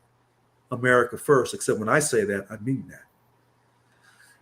Now, I go to Bitcoin. If Bitcoin was built the kind of the same way as the Fed, which I think it is, but I think it's a smoother hustle because we don't know who we don't know who created Bitcoin. It's based off of some mathematical, and most people in America can't do math. So when you tell people about investing, all they know is go find somebody they trust. Here's the money. Don't screw me up. And then, hopefully, because it sounds like you're an individual, expert investor. Most people should just be indexing the whole market and walking away. Yeah, it's the reason why Vanguard indexes are what they are. Yes, I know Vanguard. Yes. Yeah. So, but the people who are the experts, you have the stomach to go in there and to win. But to me, when you talk about the Bitcoin, talk about the Fed, it's all a casino. It's no different than Las Vegas. So people like you who have high math skills, you can go to Las Vegas and win at those card games because you can count like a computer. That's the blessing you have from God. You can count and you can win. But them other 90 people, they paying you and the casino. So when you have people who have that high level intelligence, they can go onto Wall Street, they can go into Bitcoin, they'll be successful. But for everyone else, no, you get your ass handed to you. You're not good enough. Not everybody should be on the basketball court. It's even worse. It's worse than that. You only play the games you know how to. It's worse than that because you go to the basketball court, person may not have the same skill, but they can at least exhibit all the effort and still lose, but put out a maximum effort. I don't care how much effort you put out. If you don't have it up here, when you go into investing or you go to Las Vegas, you're losing, period. I don't know if I can agree with that totally, but I get what you're saying. No, that's fair. But I just know a lot of people think they can get into investing, and then when the market goes belly up, now they want to sell real quick. No, you have to hold and ride the wave. Most Americans will not have that financial discipline to ride the wave. So when you talk about something this complex as Bitcoin, now I definitely will agree with you. Like investing is a volatile sport, and it is also a game of patience. Like I wouldn't go into any investment without a 5-year horizon minimum. Like that's how I view almost every equity investment that I have. It's like, all right, like I have my target prices set of where I would sell it depending on the amount of shares that I have. But then I also know the long game. Like I don't think that I'll ever be Warren Buffett, but I know that he's accumulated most of his wealth through holding on to stocks for the long term in in recessions and depressions, but also in, good times of surplus and a high dollar. And so the value of investing, the value of playing games that you know how to win in is making sure that you have the patience to endure that volatility. When you got involved in Bitcoin, I think that's a brilliant move. I don't trust it, but I still think that's a brilliant move on your part. Because listen, let's hear me out for a second. Back in the early 2000s, people were getting involved in all the tech stuff, and people were losing. When it went belly up, they lost. But if you had invested in Microsoft or Apple, you will never lose. And same for the girl I saw on Facebook, the African American woman. She had the audacity and the intelligence to invest in Tesla. She'll never look back. Now, does that mean that if 10 electric car companies come out and you invest in all 10, most of them went belly up? Tesla ain't going belly up, period. So that was a brilliant move. You probably got money in Tesla, Reggie. So I took it out because of what I felt was ethical reasons. Yeah, I have made a lot of money off of Tesla. I figured that was a brilliant move. So whoever told you, because I don't know if you had the whole portfolio and that became part of your portfolio, or you went out and single-handedly say, I'm going to roll my dice on these electric cars because some of these electric cars are going to make it. Regardless of what you did, that was a brilliant move. Brilliant move. Yeah. So everyone's looking for the next brilliant investment. Is it Bitcoin? And so what I will say, which speaks to what you're talking about, is a lot of people don't have the stomach for it. And so what has been developed over the past year are these Bitcoin, Ethereum ETFs, similar to indexes. It basically bundles the crypto for you into a more digestible, equitable experience, because it's a security that's backed by the SIBC. And so people can go about it that way. You won't own Bitcoin directly, but you can go through like a Grayscale ETF to be able to participate in Bitcoin and the benefits that it seems to be having over the next, decade or so.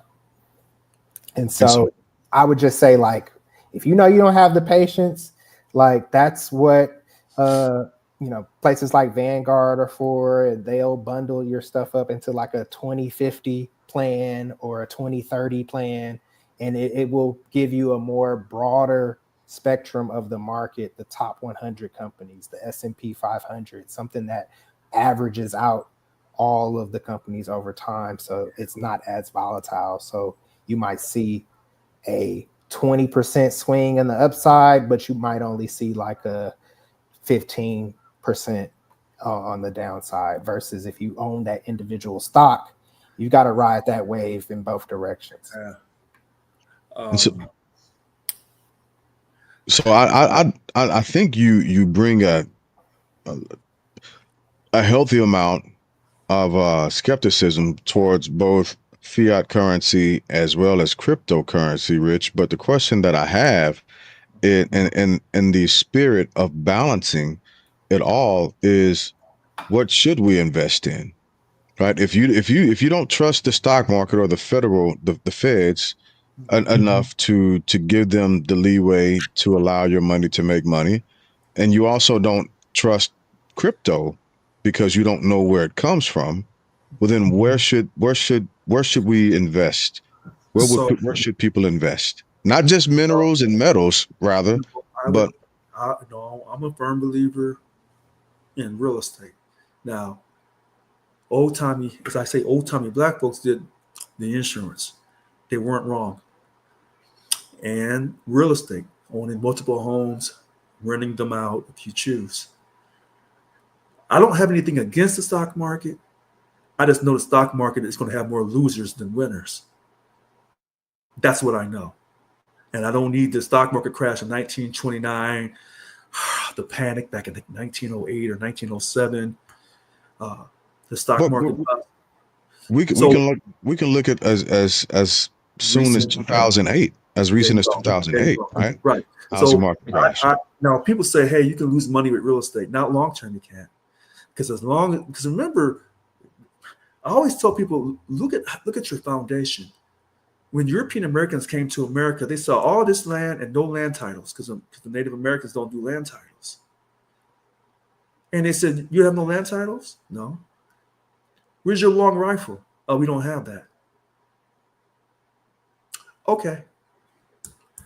All this land and opportunity,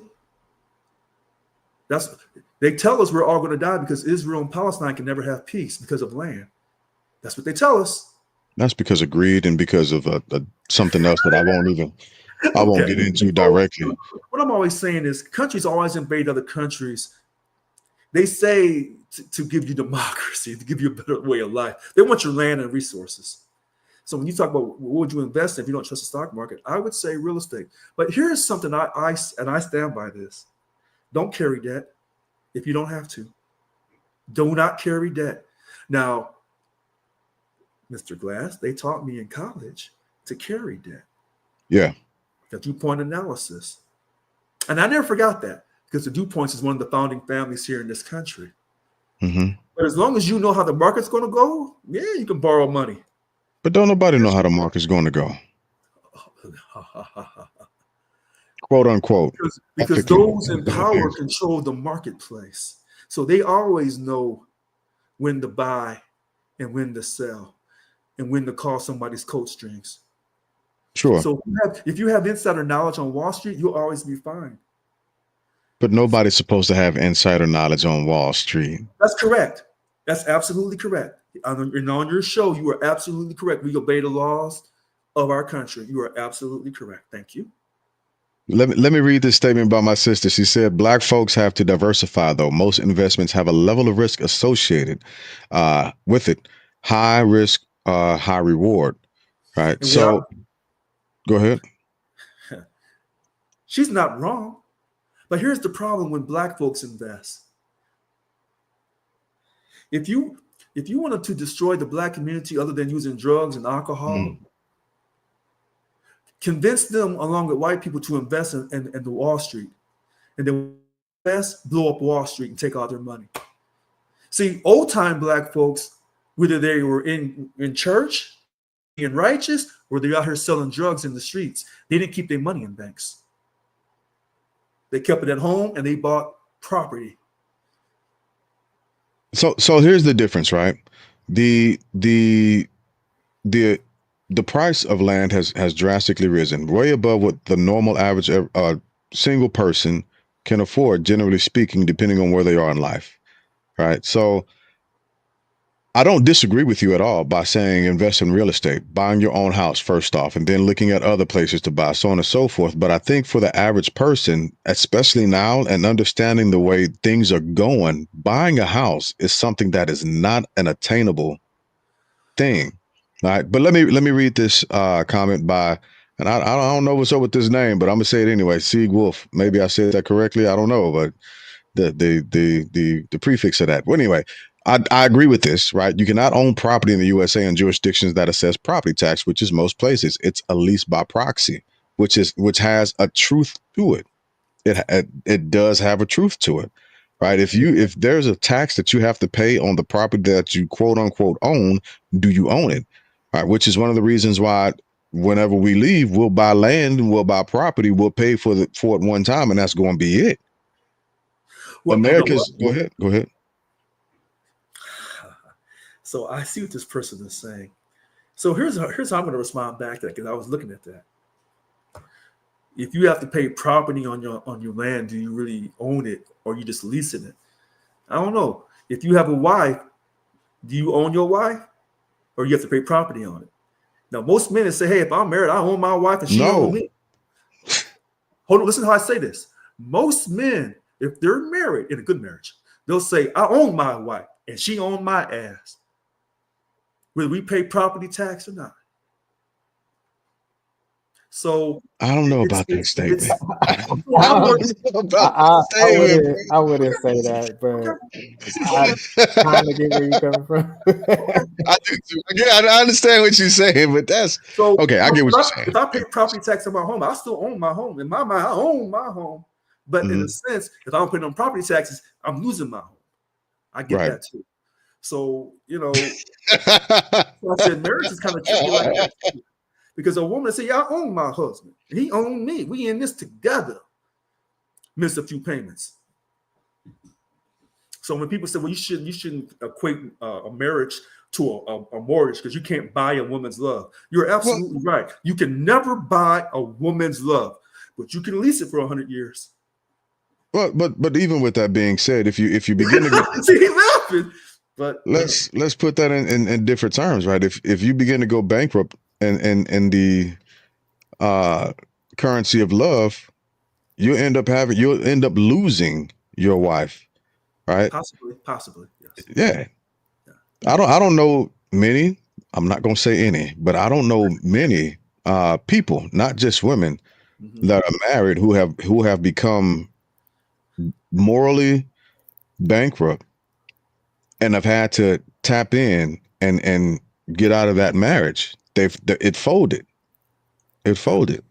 Listen, when Reggie and you and everyone says, even Stephanie and Lynn Medeiros, that you have to invest, by the numbers, you're not wrong. Now, Mr. Richard Kiyosaki says real estate. Yeah, I'm sorry. Thank you. Robert, he says real estate, 15-year mortgage, or you paid too much for that home. He's not wrong. He's not wrong either.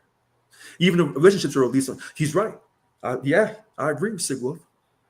So my thing is the whole idea is the wealthy, not the rich. The wealthy want you to invest so they can take from you, and then when you get to a certain level of financial security in Wall Street, if you don't get a chance to yank that money out when you retire, they're going to yank it out for you.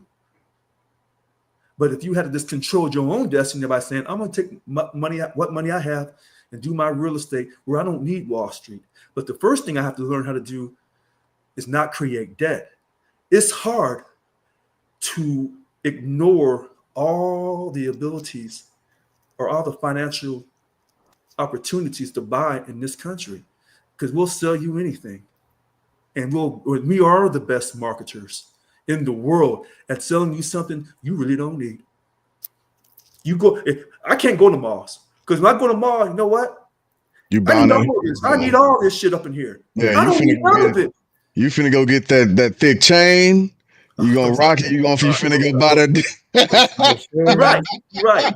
But you know what? That thick chain, hold on. That thick gold chain I bought back in 1989, I still got it. Sure enough. It's worth its weight in gold. Literally. So, but I knew when I bought that chain, I would never buy another. That was gonna be for life. Yeah. But getting people to really not create debt. That's Why do tough. you think I'm single? Why do you think I'm single? I ain't got no woman. I'm gonna spend no money. No money, no woman. That's how it goes in America. You gonna spend. You got to pay to play. Money, but you gonna spend all your time. If they tell me time's money, so if you ain't got no money, she's getting all your time. If you got some money, now you can try to negotiate your time with her. Everything is pay to play. There's nothing that escapes pay to play. Or pay to lease, or how do you want to call it? Lease it. Now, kids. But they don't teach that. They don't teach that in college. I'm telling you, they don't teach you to save. They teach you. They say, why put your money in the savings account? 1-2% interest. If you get that per year, Richard, you put that into Wall Street. That gives you a 10 to 11% rate of return. Oh God, from either 1900 or 1908. That's what you do, Richard. What's wrong with you, Richard? And by the numbers, they're not wrong. But they don't teach you to save money first. They don't teach you don't create debt. Well, except for the Republicans. They'll tell you don't create debt, even though the president is doing his own thing. About to say. Even though they spend on credit. Hey, I don't know about that.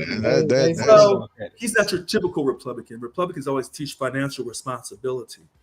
Don't live beyond your means. Conservatives do. Conservatives. There you go, conservatives. Fair enough. But they don't teach that. They don't teach that in college. So when young people come and say, hey, we're going to do this Bitcoin, we're going to do this, we're going to do that, we're going to market ourselves and do our own podcast. I know they're right. for the long term. Man, But that's the tough part. where's the foundation? So when we first started talking about this Bitcoin, I kept saying, whose idea was this? Is this Tyrone's? Or is this, what's his name? Nokamoti? It came from Jesus. And even with that name, even with the Asian name that you threw out there, that name came from a guy who said, I know who started this. If you knew, you'd be afraid. That was a propagandized name as well. Because nobody actually knows. Nobody actually knows. I just have a hard time if I know who kind of is behind the Fed, and I don't trust them, but I know who they are. And I don't know who this person is. Or persons, or a system. Is this AI hustling me? Did AI create Bitcoin and they couldn't come out and say it yet because they haven't got their citizenship yet in America? But once AI gets its citizenship, then they can come out and say, that's my Bitcoin. I designed that. And I'm suing the government for it because they didn't give me credit for it. Who did this? I understand what you're saying. That's a wild as hell ass claim, but I get what you're going with it. Where you going with it though? So before we switch to final thoughts, the final question that I have for the panel is, which would be more realistic to invest in right now? What thing is more realistic to invest in right now? Is it the real estate type of deal? Or is it keeping the money in the mattress? Or would it be putting away $5 every now and again, or not going to buy a bottle every now and again and tossing it into Coinbase or putting it into Bitcoin? And there's no right or wrong answer. It's really just an opinion right at this point, because that $5 that you're throwing in the Coinbase, you could say that, you could put it in the mattress, and over time it can develop into being able to own a house with that, right? So it's not a right or wrong answer. It's just me trying to gauge generationally and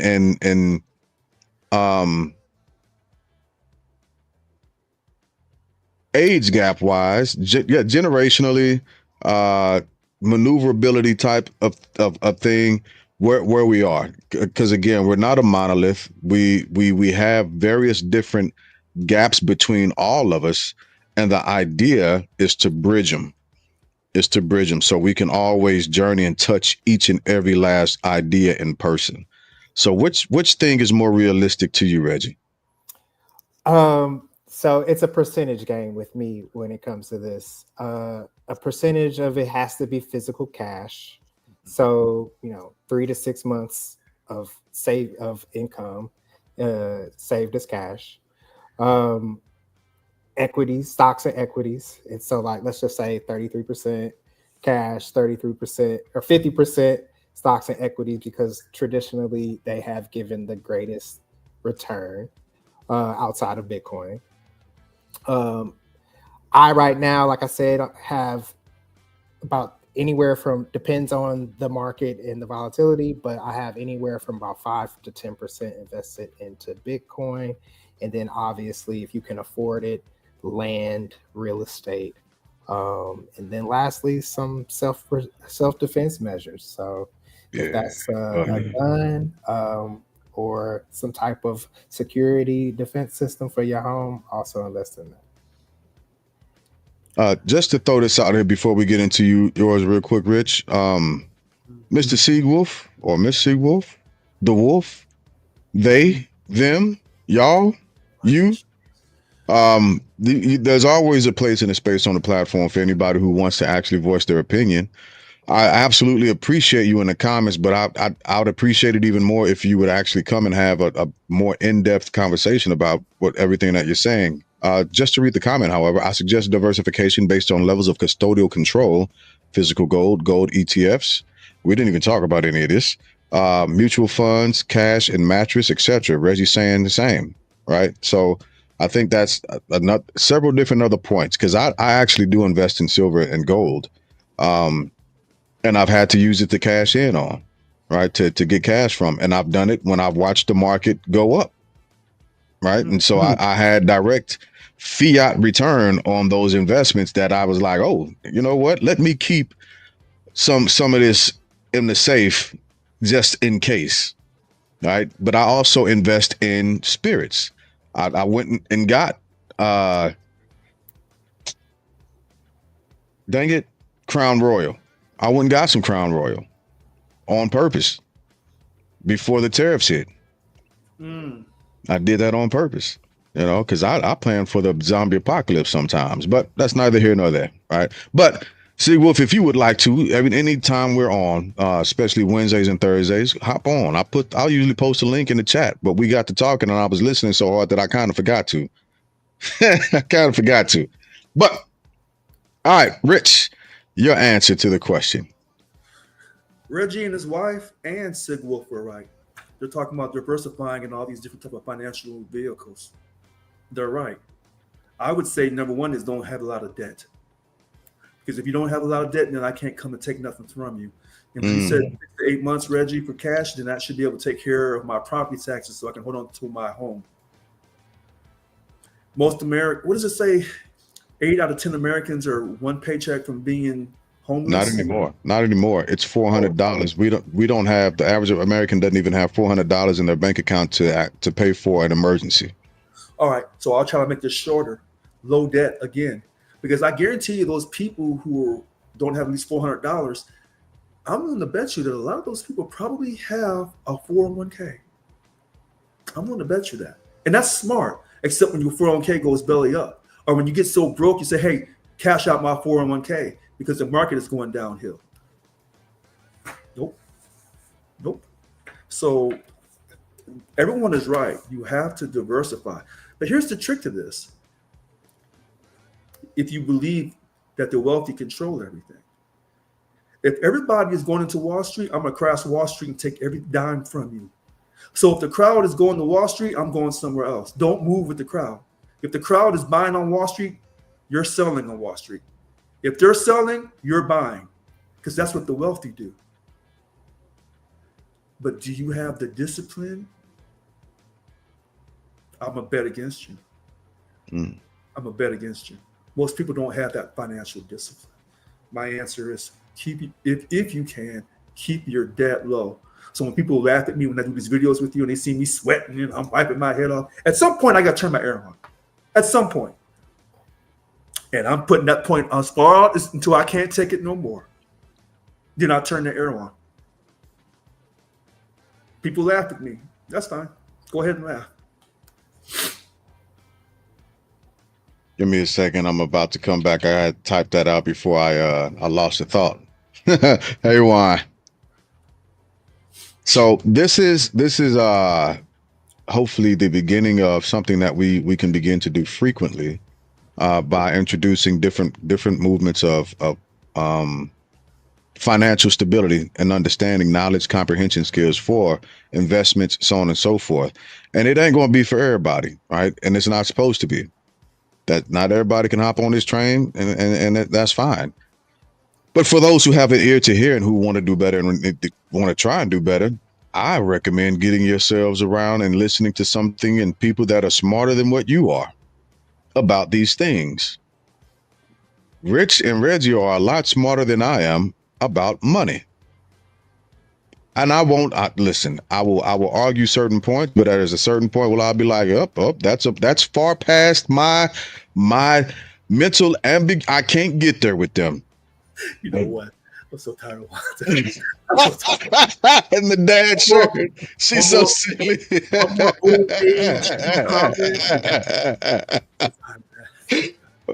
So that's what I recommend people do. Invest in people who are smarter than you.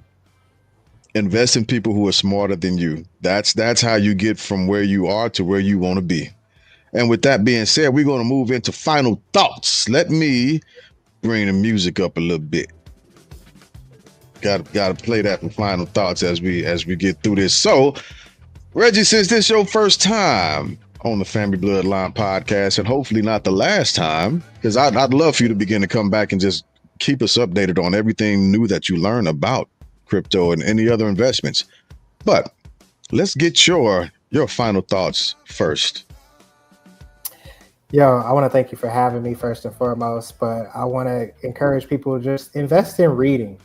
Books are still one of the greatest sources of information besides another person who's had a similar experience. And so I would just encourage folks to invest in reading in the things that they find interest in, because the internet, social media is trying to steal your attention, but not provide you any education or information. So invest in yourself by either getting a library card, Audible account, or just downloading some PDFs offline. But there's some great books out there on different types of investments and strategies, and just take time to read. I can dig it. Rich, I'm my bad. Let me address you properly. President Richard Lewis Brown, president of Local 1000. Hey, you know what? Some people need to call me President Brown. Other people can call me Richard or Richard. But folks from Missouri call me Richard. That's where my, and that's where my foundation is. Yeah. Richard. First of all, Reggie is right on cryptocurrency. I know he's right. I had to bust him up a little bit, but I know he's right. Second, he's right on investing and reading. I know he's right on that, along with his wife. Sig Wolf, he is right. And Mr. Glass is right as well. I'm resistant to letting someone control me. And I'm not going to move with the crowd. And I'm going to do some reading. And I'm going to try to keep up with all of you young people. And that's what I'm going to do. And this thing about diversity tickles me to death. Because in relationships, a woman says, you can't diversify. I am your one and only. When it comes to religion, they say, I am your one and only God. Ain't no diversity. Yet when it comes to our money, we said we sure got to diversify. Sometimes I don't know. Sometimes I don't know if that's the devil or if that's Lucifer. I don't know. God tells me I'm the one God. You don't need nobody else. But when it comes to this money on earth, oh no, Richard, you got to diversify. So with that being said, I'm going to try to maintain my religious bearing and still put my faith in God through Jesus Christ and still be able to interact with people here on this planet. I'm going to do my very best. I'm President Richard Lewis Brown, Local 1000. Mwah. Wow, got it. I dig it. My final thoughts. There's something that I've only shared with a few people, and I'm not finna share it right now. Both the brothers on the platform, I've shared it with them. Family, I will spread the news to y'all a little bit later on in life, right? I'm enjoying the moment. I am enjoying the moment. And what I will say is,